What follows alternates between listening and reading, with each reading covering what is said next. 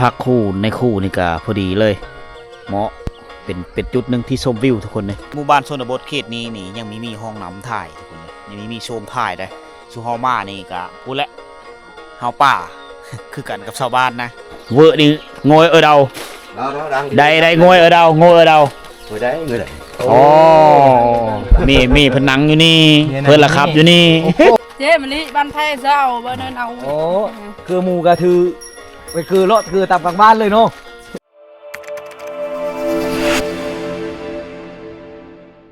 สบายดียามเช้าทุกคนการยินดีต้อนรับทุกคนสู่หมู่บ้านชนบทอีกมื้อหนึ่งเด้อทุกคนเด้อมันคอยยังอยู่ที่บ้านตะป่องน้อยนะเมืองเซโปนแขวงสวรรณเขตหมู่บ้านนี้ห่างจากเทศบาลเมืองมากอะประมาณ70กิโลทุกคนก็ไกลได้ ติดแปะกับเวียดนามนะมานอนอยู่หอพักในคู่นี่นะมาเยี่ยมยามมาในคู่เพิ่นนะเพราะว่าคู่แก้ววิไลเคยตะโอ้ยบ้านเพิ่นอยู่ผู้ใดอยู่เมืองนองพุ่นเต่าเมย์อยู่พุ่นไปอยู่ขโมนนะคำบ้านเกิดเมืองนอนเราก็อยู่บ้านนำมะเกือเมืองอาจจะพอดแขวงสวรรณเขตนะไปเห็นผู้สาวตะโอ้ยอยู่เมืองนองก็เลย ได้เมย์ตะโอ้ยนะเราก็เลยเป็นเคยตะโอ้ยมาฮอดคู่มือนี่นะมาประจำการอยู่พี่มาสอนอยู่บ้านตะปองน้อยเขาเรียกว่าบ้านตะปองน้อยนี่ตะเก่าเขาเอิ้นบ้านปอแปดภาษาท้องถิ่นแถวนี้เขาเอิ้นบ้านสลันมีอยู่3ชื่อ คำว่าตะปองมีอยู่2ตะปองลาวแล้วก็ตะปองเวทได้เอานี่คือบนนอนสมเฮาขอ นี่อื่นเลยชื่อนึงอีได้ลำพกอีได้บ้านอีได้ ผู้ปีนอนนี่ข่อยครับนอนรับฝันดีแถวนี้อากาศเย็นนี่บ่าวโนดพาเลาะ สวัสดีทุกคนมาเนี่ย ไปนำกันตลอดทีมงานเขาเอง มานอนโฮมส นี่ เต ได้ ย์จันแก้ว โฮมสเตย์นี่ได้คืออาหารการกินเจ้าเฮาเดินทางมันต้องซื้ออาหารมาแต่เมืองได้เพราะว่าเฮาไม่มีเวลาซอกอยู่หากิน คนโบราณในบ้านนี่ คน มี มี แต่88คนรวมรวมเงินบ้านนะ 88คน สิบไปราคาเงินชาป้าย ชาวปาย ชาป้ายราคาเงิน ฮอดเช้าเนาะตื่นเช้ามาก็นึ่งข้าวจังซี่แหละวิถีชีวิตครูบ้านนอก คักเหมือนกันเนาะ ครูชนบทวันนี้เป็นวันเสาร์เด้อทุกคนเด้อนะนึ่งข้าวเฮ็ดอยู่เฮ็ดกินอาหารตามวันนี้แหละตามซุเฮากินพักกินหญ้าไปเชื่อละซื้อมาแต่เมืองแน่มาสมทบกับเพิ่นมาเยี่ยมยามเพิ่นอยู่ผู้เดียวเมื่อวานเพิ่นเมื่อแล้วบ่เดือนนี้ เมื่อจะต้นปีใหม่อยู่เลย เมื่อช่วงปีใหม่สงกรานต์ปีใหม่ผมเดี๋ยวนี้ไปฮอดเฮิร์นนี้ระยะจากกิโล ดูรถ200คนตังแต่ผมเจอรถนี่ไง 200 ลักเนาะ 200ละว้าว ซ้ำเซโปนไปหาแม่น้ำของซ้ำไปสวรรณเขต ไปชั้น เมื่อทางเวียดนี่หัวโฉง มันโค้งเนาะ เมื่อทางเวียดแล้วขับทางเวียด ถ้าเมื่อทางนี้เด้เมื่อทางนั้นพะบังเด้ ร้อยปลาย 100 กิโล ใกล้ดีแล้วเมื่อทางนี้เมื่อทางละปูนี่ใกล้ แต่ว่าทางซีดีเนาะ บ่ไกลเนาะเมื่อทางนี้เนาะลัดเมื่อทางละโขเนาะ จุดลึกชิปปลายกิโลหมดเลย ทางสบายบ่เมื่อทางนี้ ยากนะผู้นี่ อ๋อ ผู้บนบ้านลากขึ้นไปหาจุดชุมละกูนี่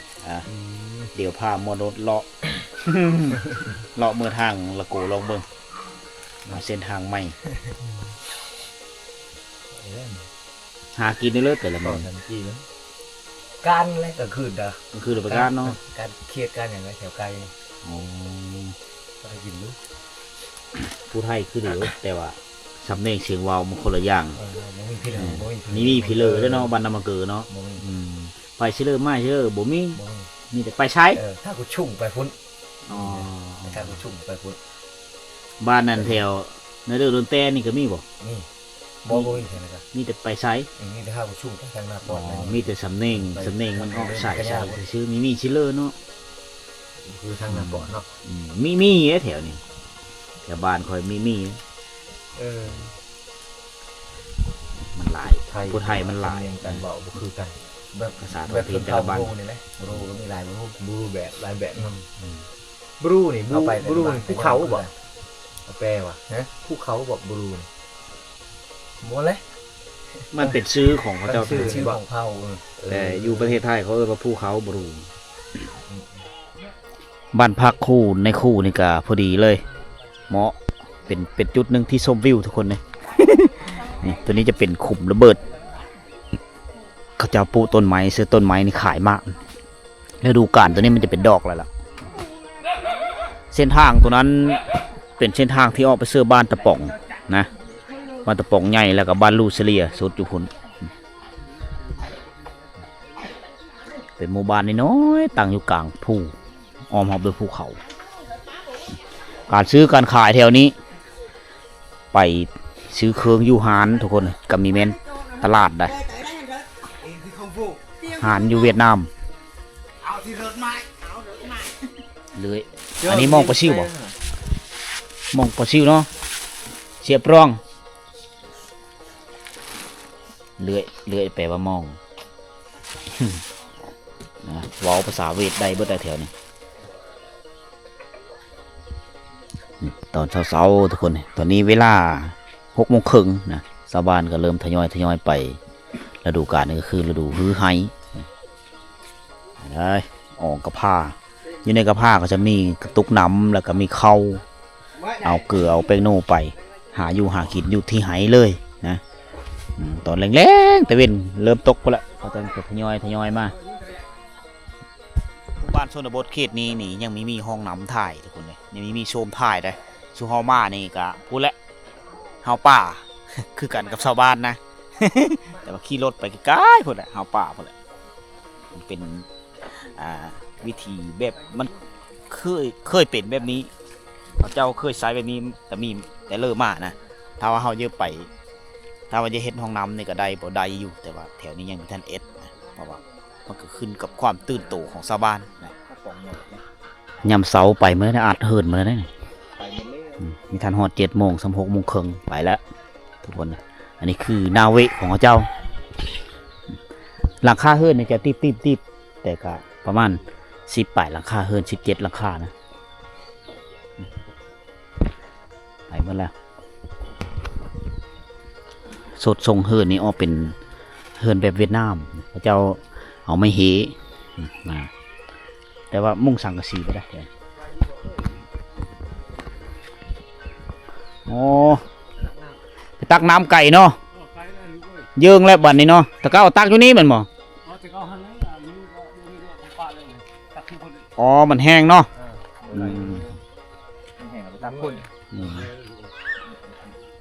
ลูกไผ่บ่ได้ตักบ่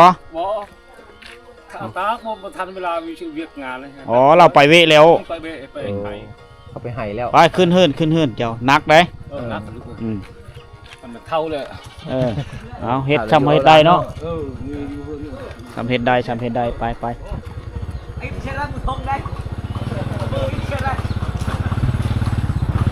ไปหายแล้วนี่อ๋อไปบักหายเฮ็ดโหเฮ็ดโสนเวผู้เฒ่าลูกชายยังนอนอยู่นี่บ่โอ้เพิ่นบ่มีเมียนอนนี่อ่ะอ๋อคักเนาะบ่นอนแล้วเนาะบ้านชายโสดเนาะบ่นอนลูกชายแล้วบ่ผู้โชดนะบ่ทันได้มีมันอยากเมียไปแล้วบ่จักว่าอยากไปแล้วโอ้คักเนาะบ่นอนแล้วเนาะอันนี้เขาเอิ้นว่า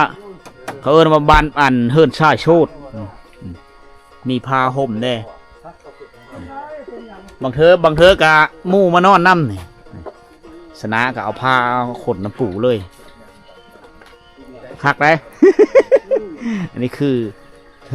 อันบนนอนของลูกชายเราผู้ที่โสดนะมีท่านได้ลูกได้เมย์จะมานอนอยู่นี่ผู้เลยได้ลูกได้เมย์ก็จะย้ายไปอันนั้นก็แม่นเฮิรนลูกชายเราเฮิรนลูกชายแล้วได้หลังนี่ก็แม่นเฮิรนลูกชายเราเอาลูกเพอมาเฮิรนแล้วแต่กินข้าวกินน้ำเนี่ยข้าวป่าอาหารนี่ลูกเพอกับลูกชายเป็นผู้แบ่งมาเฮ็ดกินแล้วก็ตักแบ่งจะโทยเอามาเพิ่นเลยพอกับแม่จะเลี้ยงลูกของเขาเจ้าอยู่นี่ไปเลยใช่แล้วนี่โอ้โอ้ผู้ไม่สงสัยยางเนาะโอ้ขี่รถนี่มันไปมีถือผ้าอ๋อมีถือผ้าอ๋อถือผ้าอยู่ดินี่มันไม่ได้ไปอันนี้คือหงสีข้าวบูฮานยามเสาร์ว่าต่ำนี่ต่ำตั้งแต่ดึกๆพุ่นแหละตั้งแต่4 โมงตึมได้ยินเสียงดังเข้า เฮาตื่นไม่ทันเขานะเอาอันนี้ถือว่ามาเฮานี่ก็ยังมีห้องห้อยที่ว่าต่ำเข้าโดยมือถ้าว่าไปบางบ้านก็จะฉี่ไปแล้วแต่มีเห็นเขาเจ้าต่ำนะแต่นี่ยังเห็นอยู่คกเขาเจ้านี่ก็ลายฟ้าลายปีนี่แหละเขาเจ้าจะต่ำเข้าก่อนไปงานเพราะว่าฤดูนี่คือฤดูกาวสู่ฤดูการเฮ็ดไห้แหละทุกคนนะฉะนั้นเขาเกี่ยวเข้านาแซงห้ามโหยไปเบิ่งนั้นจะเป็นนาแซงเฮิรนเขาเจ้าสลายเขาเจ้าเฮ็ดชาติอย่างซีได้ชาติเขาเจ้านี้ปีนึงเขาเจ้าซ่อมแปลงทีนึงเพราะว่าไม้ที่เขาเจ้าเอามาเอ็ดชาติจะเป็นไม้พางนะจะเป็นไม้ชอดเขาตัดเอาไม้ชอดมาเอ็ดชาตินี้ทุกๆปีเขาเจ้าจะถ่ายเป็นอยู่ในช่วงหูดเขาเกี่ยมสิหูดเขาให้แล้วเขาจะเป็นนะเพราะว่าเขาเอื้นว่าจ่าจะแหละ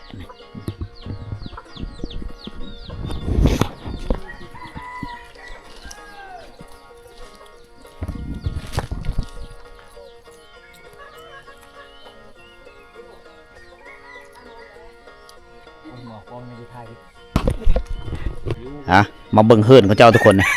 เฮิรนเขาเจ้านี่อันนี้จะเป็นเฮิรนส่งเฮิรนบูฮานของพี่น้องเผ่าตรีนะเผ่าตรีได้เผ่าตรีนี่จะมี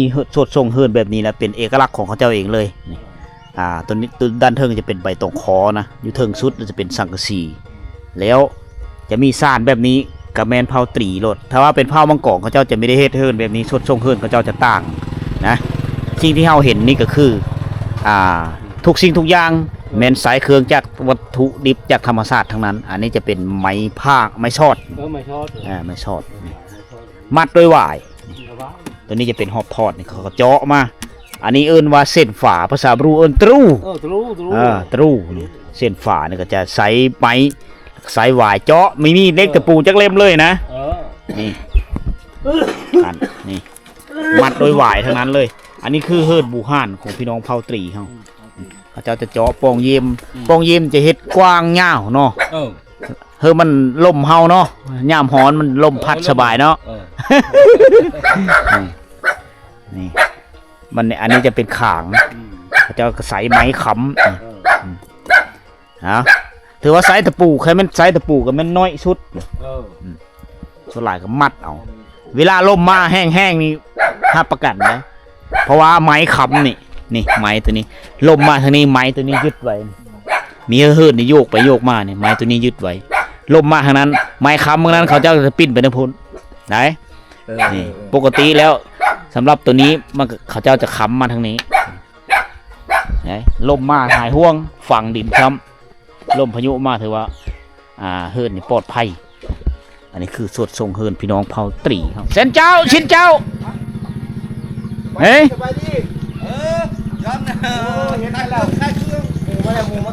อ๋อยิ้วเอ้ยมาเบิ่งเราขายไปเลยนี่ไงhôm nay đẹp chi bán đấy bác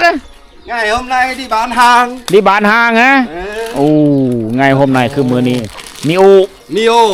ข้าวจีมีโอเลยข้าวจีมีโอแล้วข้าวจีมาคนเดียวบ่มื้อนี้เวอร์คงมีคงเนี่ยเวอร์đó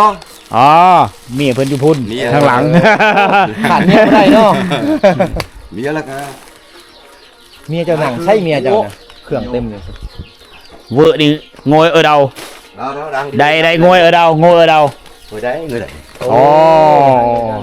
มีเพิ่นนั่งอยู่นี่เพิ่นละครับอยู่นี่เนาะครึ่งนี่ว่าแต่ลาวเฮานี่แต่ลาวเอาตะลิ่วไปซื้อไส้แดนบ่เซปนมาละโอ้ปักเซ่เขาเจ้าสั่งเครื่องมาอะไรนี่น่ะตลาดเนาะตาดังbao nhiêu đây 2 sen bà đã doan bà đã doan 2 sen đông เงินเรียดเงินดงแม่ใช่เลยทางนี้โอ้งามโอ้ใช่เลยงามไปฟ้อนอยู่งานดองคักเลยมาใช่เอาชิ้นมาใช่แค่ชิ้นหนาวนุ่งเสื้อตัวนี้ต้องนุ่งสิ้นใหม่นุ่งสิ้นลาวใช่ช่วยนะผัวนะผัวชื่อให้อยู่ใช้บอกชื่อให้ได้ค่ะในการดื่มน้ำของเจ้านี่เขาเจ้าตักน้ำโหยมาต้มนะเขาเจ้าจะต้มเมื่อมันสุกมันฟดก่อนเขาเจ้าจะไปดื่มนะ ต้มก่อนดื่มทุกคนก็ถือว่าการดื่มน้ำถือว่าสะอาด 100% น้ำที่สะอาดคือน้ำที่ต้มฟดแล้ว ผู้เป็นเม่นี่เป็นเลอะเคืองที่พอค้าเวทแม่ค้าเวทมาขายเมื่อกี้นี้นะเลอะได้แล้วก็มือเฮือผูนุงลองเบิ่งนะถ้าว่ามันพอดีก็จะซื้อเป๊ะบ่เอ็ดเลยไปถามราคาบัดนี้เนาะไปถามราคาเบิ่งบ่โตเท่าเลยเนาะ เลอะเคืองเฮือผูมือล่องอยู่เฮิรนผู้ใดเฮือผูมาล่องอีพีกับบ่มาอีใดเจ็บมะลิกันเนี่ย เจมะลิ ปลาหาหมูแล้ว เจมะลิบ้านไทยเจ้าบ้านเอา โอ้คือหมูกระทือไปคือเลาะคือตามกลางบ้านเลยเนาะโอ้ หมูมีท่านเอามือเฮิรนเราเด้จักโตมานำ มานำนี่แม่นตัวหนึง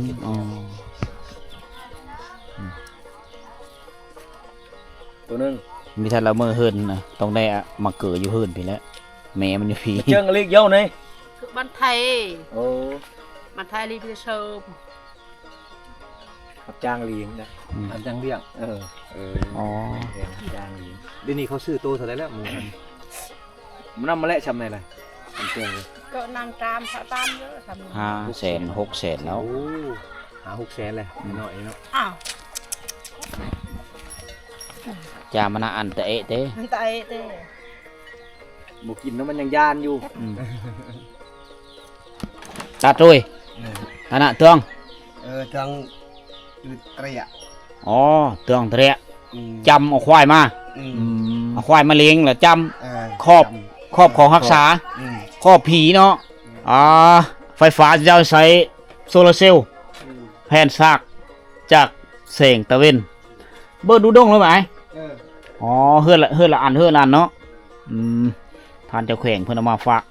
ยังใหม่ๆ มามอบเพื่อแต่ละเฮือนแต่ละคู่เฮือนเลยมูลค่ากะหลายเติบได้นี่500 วัตต์ตัวนี้ตู้ซื้อเครื่องนี่จะนำเข้ามาแต่เวียดนามตากระโปรงนั่นบ่เอ้ยกระโปรงนั่นคือแนวพันธุ์สิเอาไปปลูกอยู่ไหอีมืออื่นมือหื้อได้เพราะว่าเขาเจ้ากำลังจูดไหแล้วเดี๋ยวนี้อันนี้คือแนวพันธุ์มัสลีกระโปรงแล้วแม่นแนวพันธุ์ไปแล้ววันนี้จูดสไลด์แล้วไปไหแล้วยังเลยแต่ลูกน้อยอยู่เหินเนาะการซื้อการขายการหาเงินอยู่เขตนี้ส่วนหลายเขาเจ้าปลูกไม้ยางโบง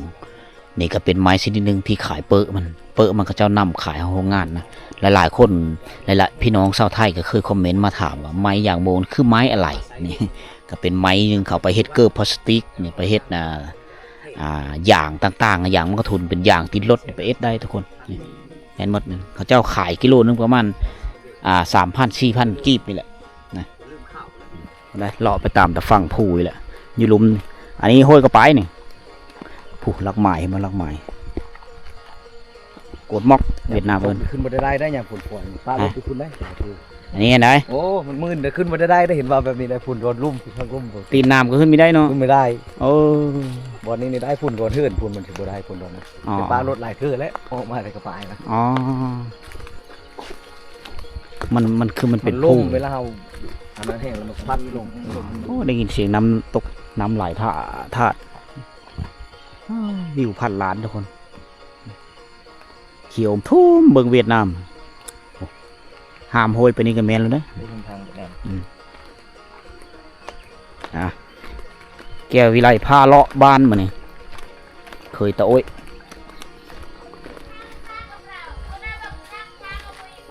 ก็จุดละไง ปรยา ปรยามไปหื้อไห้ปรยาม ปรยามนี่แมนหื้อไห้ คือให้ ใช่ได้เนาะเมีย2 คนไปนาเวเพิ่มมันเฮ้ยมีได้คุมโบมก็ไม่ได้ปลาปล่อยมีได้ปล่อยเป่าว่างละลาจะปุเบนไมดูลายเสือเพิ่มเป็นหมยุลุมเต็มไปด้วยพักนางเลิศสอนพักนางเลิศทุกคนนะกับกำลังเป็นฤดูกาลที่มันป่งไม้ก็งามบวกกับทงนาเป็นเฮือนหลังน้อยตั้งอยู่แคมป์ทงนานี่ตัวนี้จะเป็นพักนางเลิศนะ บางท้องถิ่นก็น่าจะเว้าคือกันนะผู้ไทยเสโปนเขาเจ้าบางคนก็เอิ้นผักคำพูผักคำพูบ้านเฮาเอิ้นผักนางเลิศนะพี่น้องชาวไทยน่าจะเว้าคือกันเบื่อมันอ่อนๆเหมาะสำหรับการไปกินกับลาบก้อยซอยจุทุกคนหรือไปอ้อมหอยเป็นผักชนิดหนึ่งที่มีกลิ่นหอมนะไปอ้อมเอียนกับคักอ้อมเย็นเสียดายป่งไม่เป็นตะสะอ่อนอ่ะโอเคทุกคนเลยอันนี้คือภาพบรรยากาศในยามเช้าๆนะเมื่อนี้มีได้เห็นกิจกรรมชาวบ้านกำลังตำข้าวตำน้ำนะเพราะว่าเขาเจ้าตำตั้งแต่4 โมงเช้าตำแล้วเขาเจ้าก็ไปได้พูดและมงนาวสู้ไห้เพื่อไห้มันทุกคนเลยอันนี้คือภาพเรื่องเล่าเรื่องเกี่ยวกับเฮิรนสารบ้านช่องที่พี่น้องบ้านตะป่องเฮาบ้านตะป่องนี้ก็มาตั้งบ้านเฮิรนอยู่ในช่วงปีประมาณปี 2000 ทุกคนเลยนะกับประมาณปี 2000 นี่แหละเขาเอิ้นว่าบ้านสลันนะบางคนก็เอิ้นบ้านโปแปดพี่น้องแถวนี้เขาเอิ้นภาษาท้องถิ่นเขตนี้เขาเอิ้นวีนสลันวีนแปลว่าบ้านทุกคนนะก็มีอยู่17 หลังคาประชากรนี่ก็88 คนตามครูแก้ววิไลรายงาน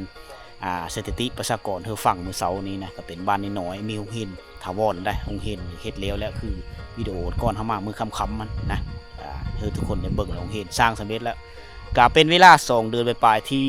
ค่อยมีได้มากนะก็เลยมื้อนี้ก็ถือโอกาสหมุนเวียนกลับมาอีกทีนึงเยอะพ่อแม่พี่น้องเฮาได้เบิ่งวิถีชีวิตของพี่น้องเฮาชนเผ่าตี่เฮาอยู่ที่บ้านตะป่องนี่บ้านติดชายแดนลาวเวียดนามทุกคนก็คือเฮาเฮ็ดละอาชีพหลักเขาเจ้าก็เฮ็ดให้แล้วก็เลี้ยงสัตว์นำนะอันนี้เป็นวิธีเรื่องเราเล็กๆน้อยๆความรู้เล็กๆน้อยๆเอามาให้พ่อแม่พี่น้องเฮาได้รับชมอยู่ทางบ้านเอาสำหรับวิดีโอนี้ก็ขอโจ๊ะคลิปเท่านี้ก่อนทุกคนหิวข้าวแล้วมื้อกินข้าวกินน้ำก่อนโชคดีพบกันใหม่ในวิดีโอต่อไป